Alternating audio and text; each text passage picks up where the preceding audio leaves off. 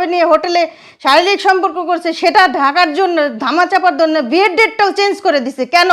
তাহলে প্রতারণা করাটা তো তার মূল উদ্দেশ্য ছিল। তো মূল উদ্দেশ্যে যদি প্রতারণা করার ইচ্ছে ছিল, আপনি কিন্তু 4 কুল হারাইছেন। 1 নম্বরে প্রবাসী স্বামী হারাইলেন, হ্যাঁ এসআই আওলাদকে হারাইলেন, 2টি সন্তান আপনি হারাইলেন। হ্যাঁ এখন এই যে 2টি সন্তান আপনার স্বামী হারাইছে, কিন্তু গর্ভধারিণী 2টি সন্তান আপনি জন্ম দিয়েছেন, এই 2টি সন্তানের কি হবে? এই 2টি সন্তান তার বাবা নিয়ে গেছে, এখন তাদের ভবিষ্যৎ তো। ক্যামেরার স্ক্রিনে এখন যাকে আপনারা দেখতে পাচ্ছেন, ইনি হচ্ছেন সৌদি প্রবাসী শামীমের স্ত্রী। তিনি সৌদি আরব থাকছেন বিগত 7টি বছর। এই রিনা বেগম এই সুযোগে এসআই আওলাদের প্রেমে পড়েছেন ফেসবুকের মাধ্যমে। কত সেটিং, কত কথা, কিন্তু এতে পূর্বে এসআই আওলাদ এবং এই রিনা বেগম ঢাকার একটি জায়গায় তারা দেখা করার পূর্বে এই রিনার অভিযোগ উঠেছে তাকে হোটেলে নিয়ে ধস্তাধস্তি করে। প্রিয় দর্শক, আমি বলছিলাম এই রিনা বেগমের 2টি সন্তান রয়েছে। বড় সন্তানের 14 বছর বয়স, ছোট সন্তানের 9 বছর বয়স। যারা ভিডিওটা দেখছেন সম্পূর্ণ ভিডিওটা কন্টিনিউ করুন, শুনলে সমস্ত ঘটনা অবাক হয়ে যাবেন। পরকীয়া লিপ্ত হয়ে যে একটি চাঞ্চল্যকর ঘটনা হয়ে গেছিল এই রিনা বেগমের সাথে। রিনা ভোলাতে গিয়েছিলেন এসআই আওলাদের বাসায়। গণমাধ্যমে জানছি যে আপনি এসআই আওলাদের বাসায় গিয়েছিলেন এবং আপনার হাজবেন্ড শামীম সে সৌদি আরব দীর্ঘ 6টি বছর থাকছে, আপনার 2টি সন্তানও রয়েছে। আসলে কেন আপনি পরকীয়ায় লিপ্ত হয়ে গেলেন একটু সংক্ষেপ জানতে চাচ্ছিলাম। পরে লিপ্ত হয়ে গেলাম, যেটা হয়তো আমার ভুল ছিল, যার কারণে হয়তো আমাকে ও বলছে বারবার। ওর বলাতে একটা মেয়ের মন কতটা নরম আপনারাই জানেন। একটা মানুষকে বারবার যদি একজনই বিরক্ত করে বা কথা বলতেই থাকে, তাহলে এক পর্যায়ে তার প্রতি ডিপেন্ড হওয়া যায়। এটা মনে করি না আমি যে কেউ হবে না। সে আমাকে এমনভাবেই বলতো যার মাধ্যমে আমি তার প্রতি হয়ে গেছি। আমি ভাবছিলাম যে না, হয়তো ফোনবদ্ধই সীমাবদ্ধ থাকবে, যার কারণে এই পর্যন্ত আমি গেছি। কিন্তু ও যে আমার সেই ভুলের নিয়ে যে সে আমাকে ব্ল্যাকমেল করে বিয়ে করে সে এখন আমাকে প্রতারণা করবে, সেটা তো আমি জানতাম না। যার কারণে আমার আজকে এই অবস্থা। যদি জানতাম তাহলে তো আজকে আমার এই পরিণতি হতো না। সে আমাকে বিয়ে করে এখন এই শুনলাম যে আমি ভালোবাসার দাবিতে গেছি। না, আমি তো ভালোবাসার দাবিতে যাই নাই, আমি গেছি আমার হাজব্যান্ডের দাবিতে। আমি ভালোবাসার দাবিতে কেন যাব? সে আমার হাজব্যান্ড। ভালোবাসার দাবিতে হলে তো আমি কখনো যেতাম না, কারণ সে আমার একুল উকুল সব নষ্ট করে দিয়েছে। সে আমার হাজব্যান্ডকে জানিয়ে দিয়েছে। এটা কোন ধরনের প্রতারণা আমি জানতে চাই সবার কাছে। যে মানুষ ভুল করে, হ্যাঁ আমিও ভুল করছি, আমার শাস্তি হোক, আমিও চাই আমার শাস্তি হোক। আমার শাস্তি হোক যাতে কোনো মেয়ে আর এরকম পুলিশের ফাঁদে পা না দিয়ে বা কোনো পাবলিকের ফাঁদেও এরকম হাজব্যান্ড রেখে পা না দিয়ে ব্ল্যাকমেলের শিকার না হয়। যে একটা মানুষ ভুল করে সম্পর্ক করার পরে তাকে যাতে আর কোনো মানুষ ব্ল্যাকমেল না করতে পারে, সবাই জানে, এই সতর্কটুকু থাকে। আমি সবার কাছে এই আবেদনটা রাখতেছি। এবং সে প্রতিনিয়ত আমাকে ব্ল্যাকমেল করে যাচ্ছে। আমি নিউজ করার পরে সে আমাকে আমার পার্সোনাল আইডি টিকটক নিয়েও সে আমাকে হুমকি দেয় যে সে আমার ওইগুলো ভাইরাল করে দিবে। আমি যদি ভাইরাল হয়ে থাকি তাহলে সেইগুলো ভাইরাল করার কোনো দরকার আছে? এটুকু তো মানুষের মাথায় আসা উচিত একজনে কমেন্ট করার আগে, যে একটা মেয়ে সংসার স্থায়ীরা তার পিছনে গেল কিসের জন্য? সে আমাকে ব্ল্যাকমেল করছে, সেই পরিপ্রেক্ষিতে গেছি। আমি তো একাই যাই নাই, সে আমাকে বাধ্য করছে যাইতে।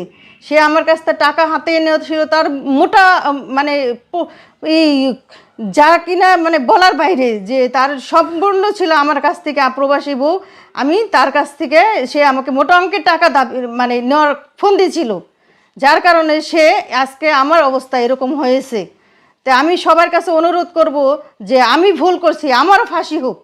যে আমার সাথে অন্যায় করছে, প্রতারণা করছে, যে আমাকে সংসার ছাড়াইছে, তারও জানি শাস্তি হয়, আমি এটাই কামনা করি সবার কাছে। সেও জানি শাস্তি পায়, আমিও শাস্তি পাই, সবাই জানি আমারও শাস্তি দেয়, যাতে কোনো মেয়ে আমাকে দেখে ভয়ে আটকে ওঠে যে না এরকম করলে এরকম হবে।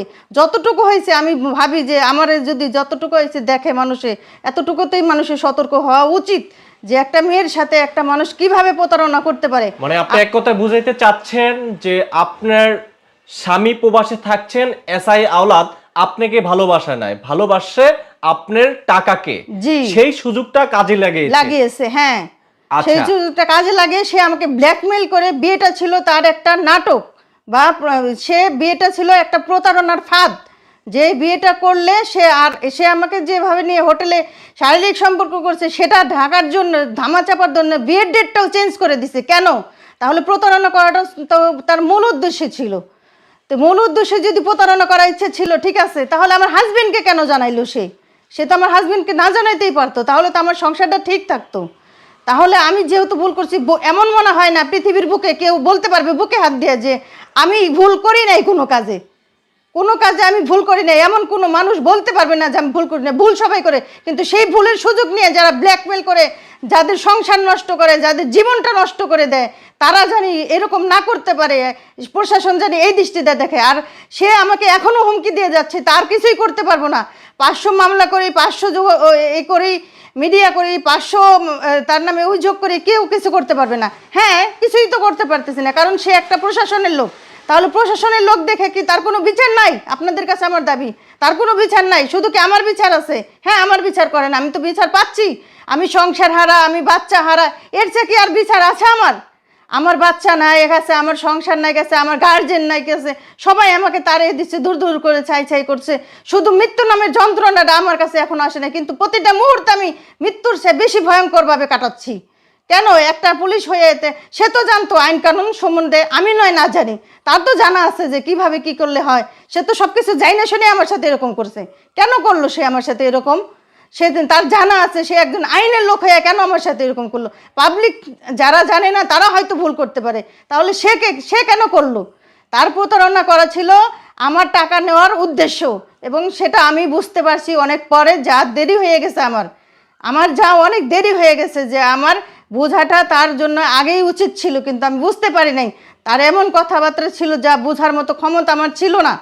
তাহলে মানুষ একটু জানি মাথা খাটিয়ে একটু জানি ভেবে বলে যে আমি তো ভুল করছি। মা ও বোনেরা, তোমাদেরও বলি, তোমরা কেউ এরকম ফাঁদে পড়ো না, কারণ সবাই আমার জানা মতে কেউ বলতে পারবে না যে আমি এখনও কারোর সাথে কথা বলি না বা আমার কোনো ভুল নাই। সবারই ভুল আছে, ছোট ভুল বড় ভুল সবারই আছে, কিন্তু সেই ভুলকে কেউ জানি ব্ল্যাকমেল করে না নিতে পারে, এতটুকু কথাই আমার বলার আছে। আর প্রশাসনের কাছে একটাই দাবি আমার, যে সে পুলিশ বলে কি তার আপনারা বিচার করবেন না?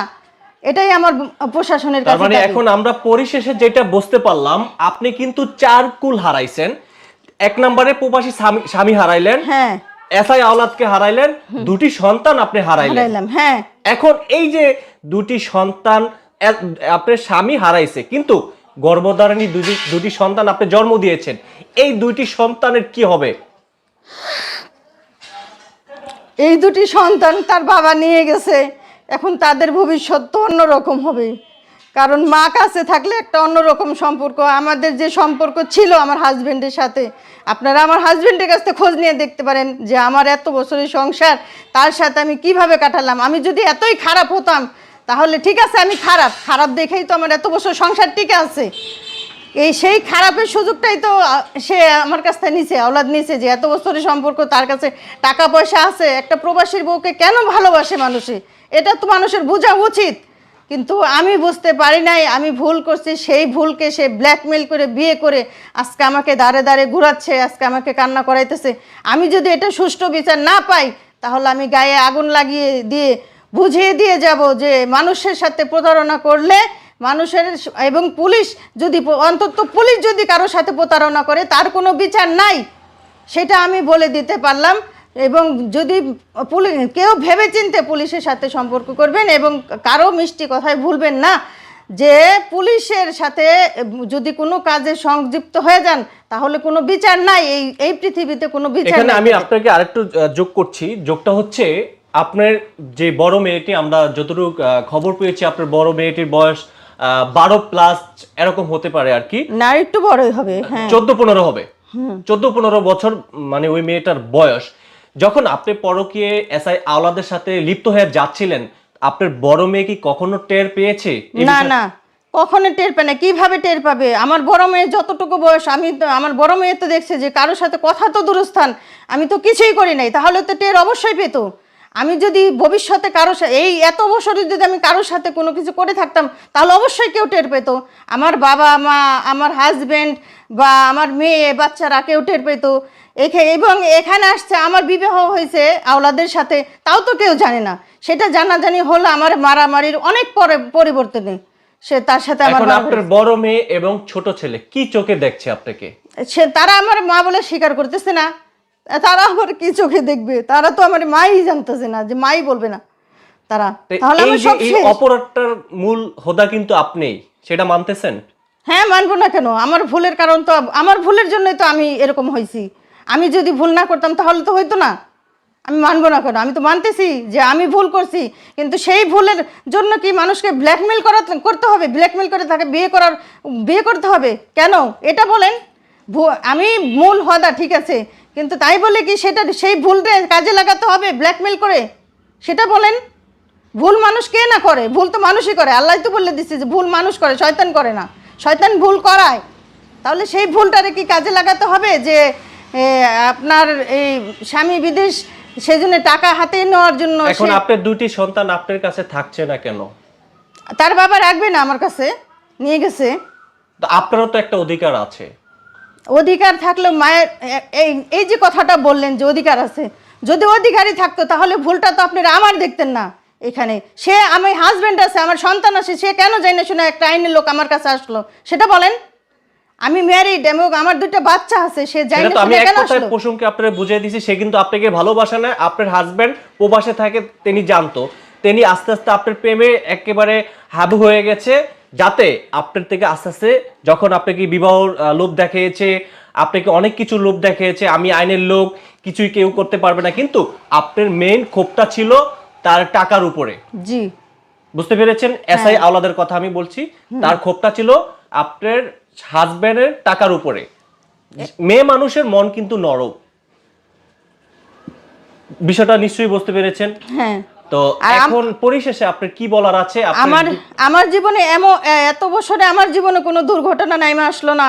আজকে তার জন্য আমার ভুলবশত একটা জিনিস হতেই পারে মানুষের, সেটা যে সে ব্ল্যাকমেল করে নিবে, সেটা তো আমি কখনো ভাবি নাই।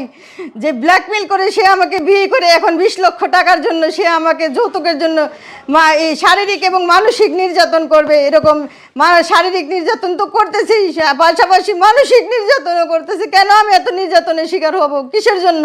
একটা ভুল মানুষের কি এতই কষ্ট দিতে পারে?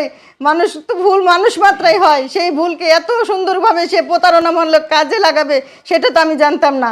সে তার বন্ধু কাজীর কাছে নিয়ে গিয়ে কৌশলে বিয়ে করিয়ে সে বিয়ের ডেটটাও আমার চেঞ্জ করে দিয়েছে। তাহলে প্রতারণা তো তার মূল উদ্দেশ্যই ছিল। মানে কিশোরগঞ্জে কাজী অফিসে যাওয়ার একটা কথা ছিল, আমরা যতটুকু দেখেছি। এবং আরেকটু যোগ করছি, আপনার হাজবেন্ড যে শামীম সৌদি প্রবাসে থাকছেন, তাকে আপনি কি ডিভোর্স দিয়েছেন? হ্যাঁ, সে আমাকে ডিভোর্স দিয়েছে যে তুমি তোমার হাজবেন্ডকে ডিভোর্স দিয়ে ডিভোর্স পেপার নিয়ে আসবে, আমরা বিয়ে করব ঢাকাতে। সে ব্ল্যাকমেল যখন কিনা আমাকে ব্ল্যাকমেল করছে, 10 লক্ষ টাকা দাবি করছে, তখন আমি বলছি যে আমি আইনের আশ্রয় নিব। তখন সে আমাকে বলে যে আমি এমনিই বলছি, তুমি তোমাকে আমি বিয়ে করব, তুমি চলে আসো, তোমার হাজবেন্ডকে ডিভোর্স দিয়ে এমনভাবে ডিভোর্স দাও যাতে কিনা আমি এটা আবার কীভাবে দেয়? তুমি কাজী অফিসে যাও, কাজী অফিসে গেলে সব কাজীরা ম্যানেজ করে দেবে। ঠিক আছে, দিল, ম্যানেজ করে গেলাম। সে আমাকে বলে যে চলো, মানে গাড়িতে উঠানোর পরে বলতেছে, আমি বলতেছি কোথায় নিয়ে যাচ্ছ আমাকে? বলে যে কটিয়াদি, কিশোরগঞ্জ। কেন ওইখানে কেন? ঢাকা মানিগঞ্জ থাকে, ওইখানে নিয়ে যাবে কেন? সে বলে যে ওইখানে আমার বন্ধু আছে কাজী, সে সব ম্যানেজ করে রাখছে, কথা বলবো না, চুপচাপ আমার সাথে চলো। আমার তো ভয়, তার কাছে আমার ভিডিও আছে। আর আমি আমার হাজব্যান্ডকে ডিভোর্স দিছি, গোপনে দিছি, এবং মনে করেন বিয়েটাও তার আমার সাথে গোপনে হয়েছে। আমি ভাবছিলাম যে যদি কোনোভাবে তার মোবাইল থেকে আমি কোনো এইভাবে নিয়ে, ভালোবাসা সে যেভাবে আমাকে ওতলাই দিছে সেভাবে নিয়ে যদি আমি ভিডিওটা ডিলিট করতে পারি, অন্তত আমার স্বামীর সংসারটা আমার ঠিক থাকবে। যে আমি একটা ভুল করছি, সেই ভুলটা আমি শুধরেই নিতে পারবো। কিন্তু সে যখন আমার স্বামীকে জানিয়ে দিয়েছে, তখন তো সেই ভুলের আর কোনো নাই। আচ্ছা প্রিয় দর্শক শ্রোতা, ভিডিওটা অনেক বড় হয়ে যাচ্ছে। আমরা সর্বশেষ একটাই মেসেজ দিতে চাচ্ছি, যারা বোনেরা আছেন আপনারা এই বোনের মতো এই ভুলটা কেউ করবেন না, সে এসআই হোক আর এসআইয়ের বাপ হোক। আমার এটাই বলতে হয়, এই ভুলে পা দিলে এরকম পস্তাতে হবে, মানে তিনি 4 গোল হারাইছে, হয়তো আপনাদের 2 গোল হারাইতে হবে।